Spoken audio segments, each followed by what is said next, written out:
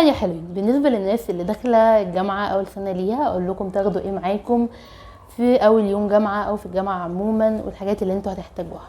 وده بيبقى حسب الكليه بتاعتك، هي كليه عمليه ولا كليه نظريه.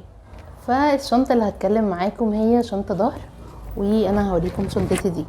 الشنطه دي عمليه جدا، بيبقى اي شنطه عندك عموما بيبقى فيها هنا حاجات من قدام وحاجات هنا، فدي ممكن تحط فيها كل الحاجات اللي انتي هتحتاجيها مهمه وعلى طول بتطلعيها، زي محفظه الفلوس، الحاجات الاي دي بتاعك، الحاجات المهمه اللي مينفعش تنسيها ابدا. تمام. ايه بقى الحاجات المهمه اللي لازم تكون معانا؟ اول حاجه هو الدفتر. تمام. انتي بتقرري ان كنتي هتاخدي دفتر كبير زي ده او دفتر زي ده. لو انتي حد بيكتب بس ملاحظات ورا الدكتور فده لطيف جدا وصغير ومش هياخد حاجه لو انتي كده مش هتاخدي شنطه ظهر. لكن لو انتي حد بيحب يكتب كتير وبيكتب كل اللي بيتقال فده الطف حاجه. انا بحب ده قوي، ده خشب لطيف قوي من جوه، بصوا، فهو ده المناسب. تمام. في بقى حاجه كمان مهمه قوي، القلم. انا باخد معايا، انا هنا القلمه بسيبها في البيت، بس اللي باخده معايا القلم ده.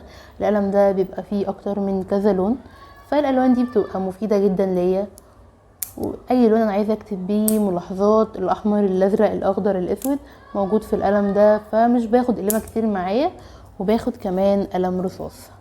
بحب الصراحه القلم يكون شكله كيوت كده وعليه ارنوب، شايفين ارنوبي، بيبقى الموضوع حلو ولذيذ يعني، ما تبقاش حد جدي عشان انت داخل الجامعه. وفي كمان القلم ده قلم تاني ازرق برضو لذيذ قوي، شايفين كيوت.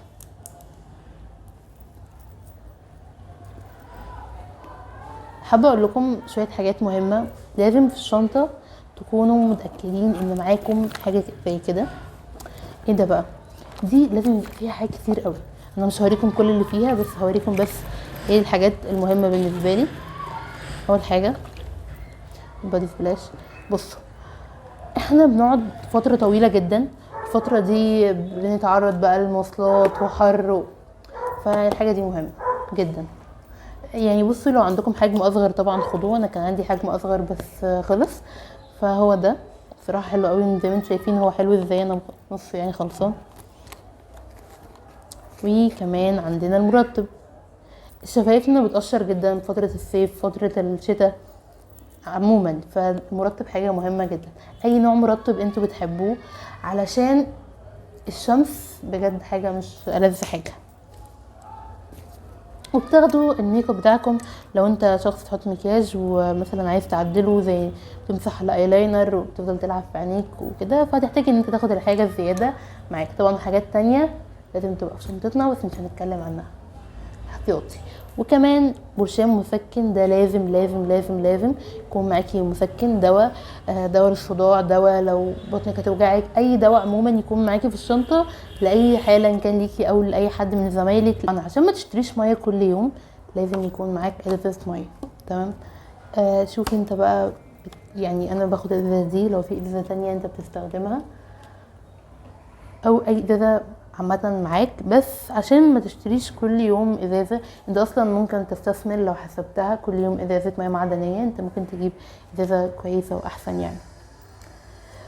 ده بستخدمه ان انا لو بيبقى معايا كتب دراسيه، فالكتب بستخدم فيها دي الحاجات المهمه اللي بيقول عليها الدكتور، فدي حاجه مهمه جدا.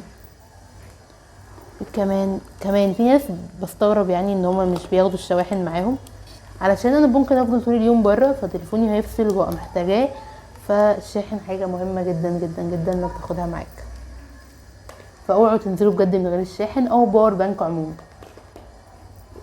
الهاند فري، انا الجامعه بتاعتي بعيده فطريق طويل جدا، فممكن استغل الوقت ده ان انا اسمع بودكاست او ان انا اسمع كتاب صوتي، فما تضيعش وقتك كله وانت قاعد كده سارح في ملكوت الله.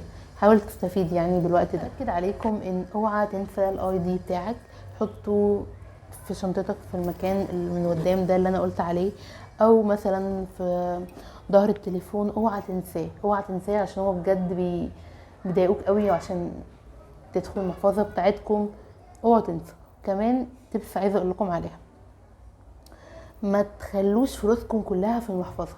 يعني ما تخليش فلوسك كلها في مكان واحد. يعني انا مثلا بحط فلوس في ظهر التليفون، فلوس في الشنطه، فلوس في المحفظه، علشان لو حصل اي حاجه شنطتك ضاعت لا قدر الله،